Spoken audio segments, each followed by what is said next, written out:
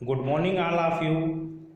मैं डॉक्टर सीमेन विक्रम सिंह आज आप लोगों को खो खो से संबंधित कुछ और महत्वपूर्ण नियम बताऊंगा, जिसमें सबसे पहले आज आप लोगों को इस सिटिंग बॉक्स में जो खिलाड़ी बैठता है उसका बैठने का तरीका क्या होता है इसके बारे में बताऊंगा।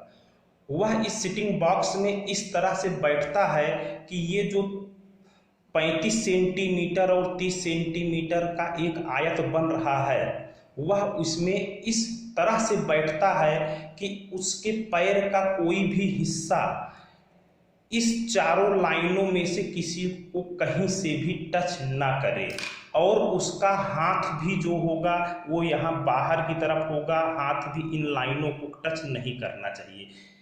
इस तरीके से वह सिटिंग बॉक्स में बैठता है।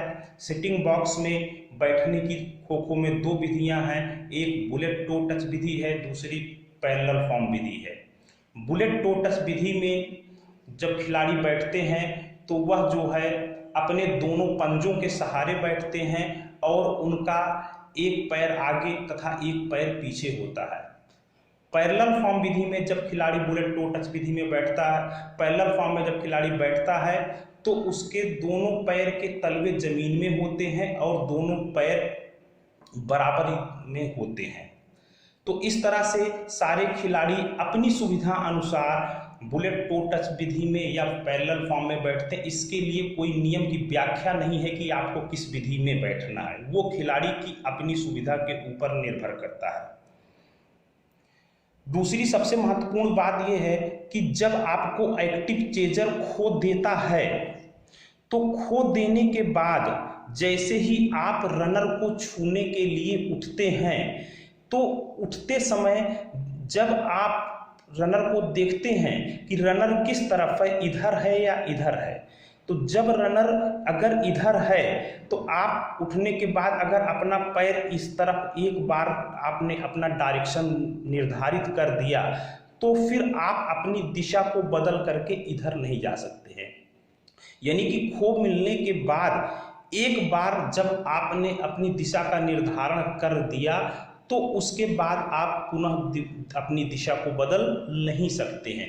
यदि आप अपनी दिशा को बदलते हैं तो रेफरी जो है फाउल देता है, और खो खो में जब फाउल दिया जाता है तो उसमें कंटिन्यू सीटी जो है, छोटी छोटी सीटी कंटिन्यू बजती रहती है, और यह सीटी तब तक बजती रहती है जब तक कि आपका फाउल खत्म न हो जाए। खो खो में फाउल को खत्म करने की दो विधियां हैं, एक बैक खो, दूसरा फ्री जोन में जा करके।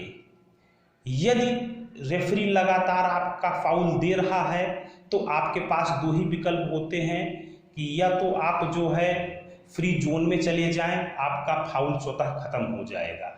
दूसरा, जब रेफरी फाउल दे रहा होता है तो वह अपने अंगूठे से एक डायरेक्शन दिखाता है। उसका मतलब ये होता है कि जिस दिशा में वह डायरेक्शन दिखा रहा है आप उस दिशा में जाकर के किसी भी खिलाड़ी को पीठ की तरफ से खो दे दें तो आपका फाउल स्वतः खत्म हो जाएगा। तो खो खो में जब भी फाउल होता है, फाउल को खत्म करने के यही दो तरीके हैं, जिसको कि फ्री जोन में जाकर के खत्म कर सकते हैं आप, या फिर जो है बैक खो या माइनस खो में जाकर के कर सकते हैं। धन्यवाद।